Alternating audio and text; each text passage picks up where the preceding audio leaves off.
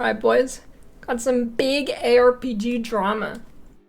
11th hour games versus grinding gear games. Well, not actually, really, but of course, as per usual, it's the internet, so, well, I guess real life too, but people are very upset. Now, forewarning, I will probably seem kind of harsh on Last Epoch in this video, and I always kind of do, but it's sort of in the way you're harsh towards, like, a troubled little brother.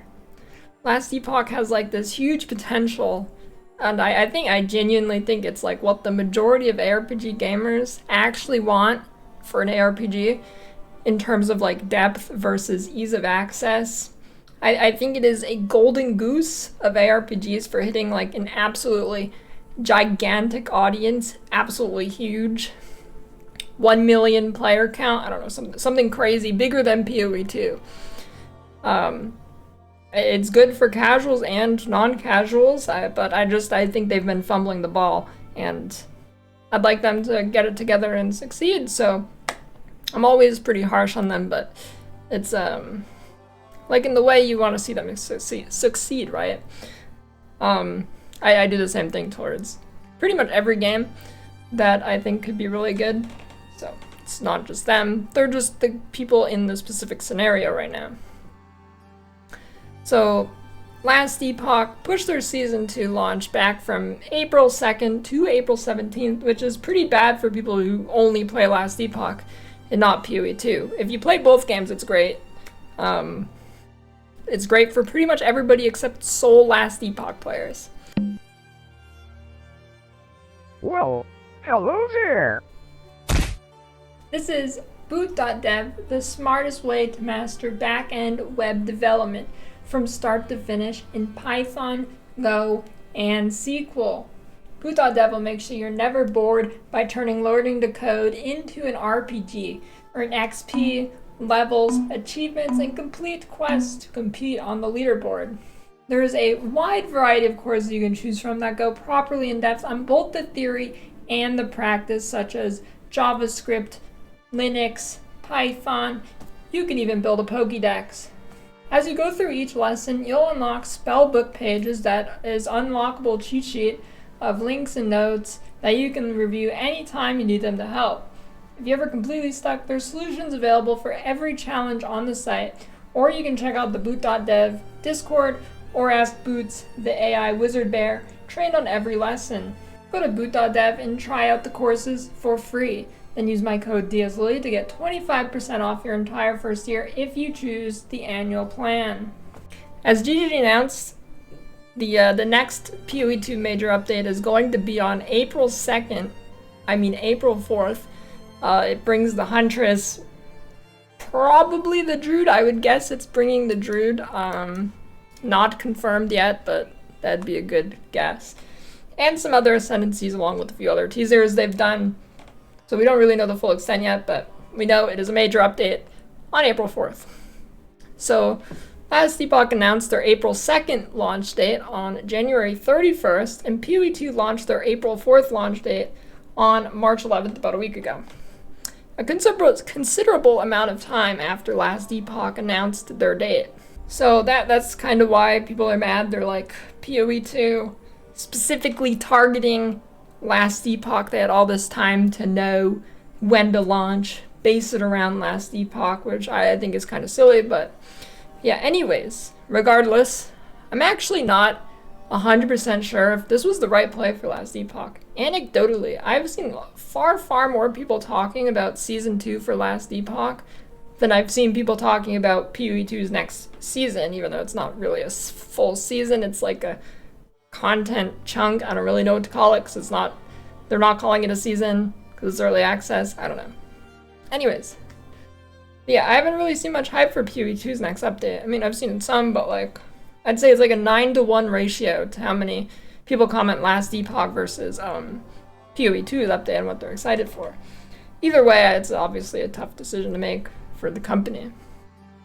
So yeah, this upset some people as they expected GGG to delay their own launch because of Last Epoch, but yeah, that's kind of silly, I think.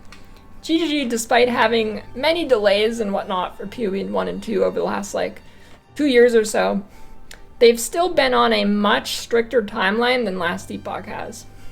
PoE 1 released Settlers League on July 26th last year, 2024. And then Necro Settlers, which was a relatively low content event, said to just combine the past mechanic Necropolis and Settlers. And that was on like November 4th. And then PoE 2 launched on December 6th. And then Legacy of Freesia launched on February 20th, which had all new ascendancies and endgame system, which didn't get a great reception, but I think it's mostly because still had Settlers in it. That's what it was for me. It still had Settlers in it, and I just couldn't get myself through the town again, so I only just stuck around on it for like a week or two. But still, that was a lot of content, actually. It's more than most content's getting, like a full big expansion. All new character classes and a full new endgame system, right? Now, PoE 2 0.2 is on April 4th. So GGG has actually been releasing things on a pretty, like, still on the couple month, 3 to 4-ish kind of schedule, right? Some variance there, but overall, still just a couple months before every release. Even though a lot of people either don't like the direction they took with PoE 2, or the PoE 1 events weren't enough for them, or they don't think PoE 2 is finished enough, or whatever, you can't really say they haven't been releasing anything. Now, with GGG still being on this relatively dense schedule, there really isn't a perfect time to release PoE 2 0.2, their next update.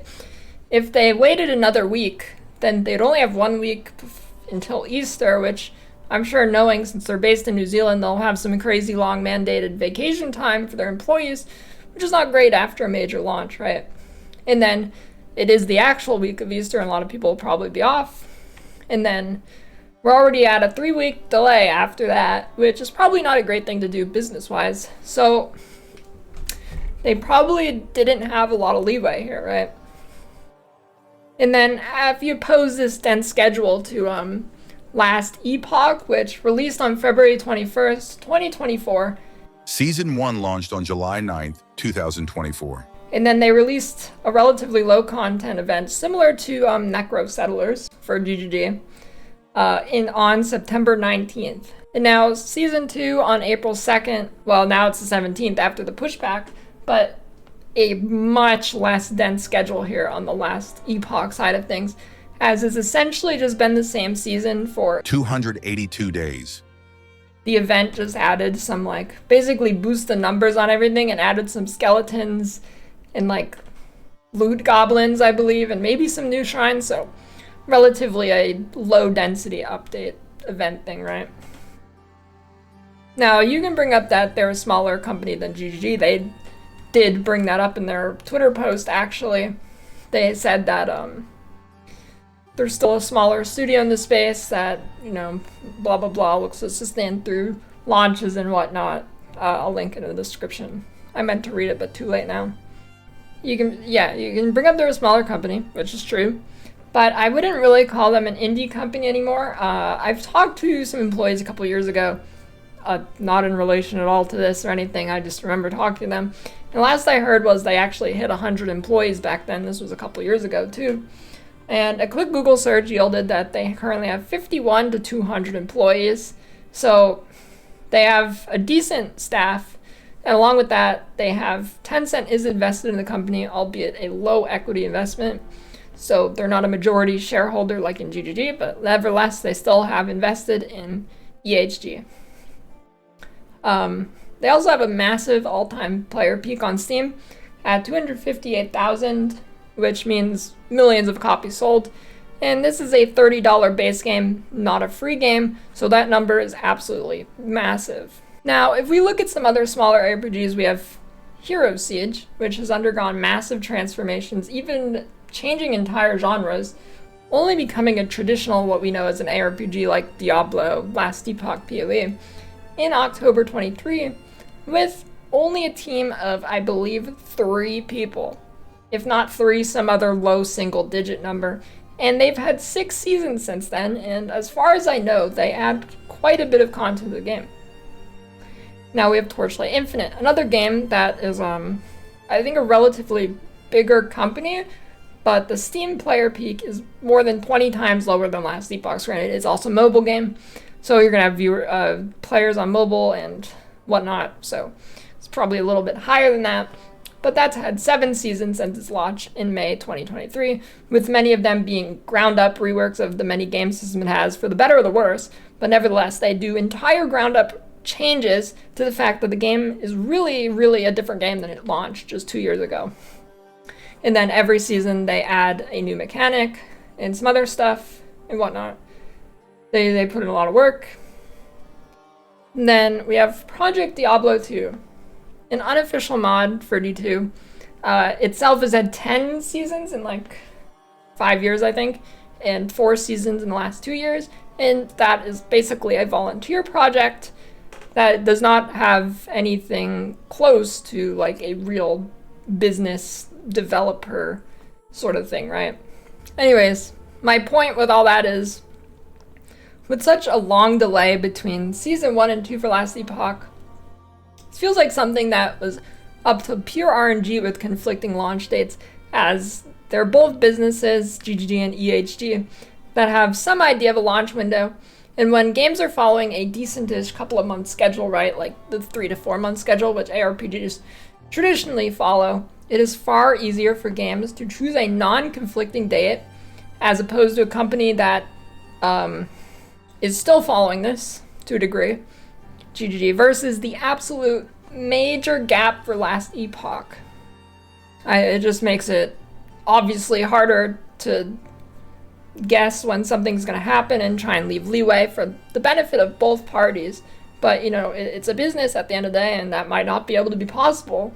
And I think just having such a long stretch in seasons makes it that much harder to have good corresponding dates for each game.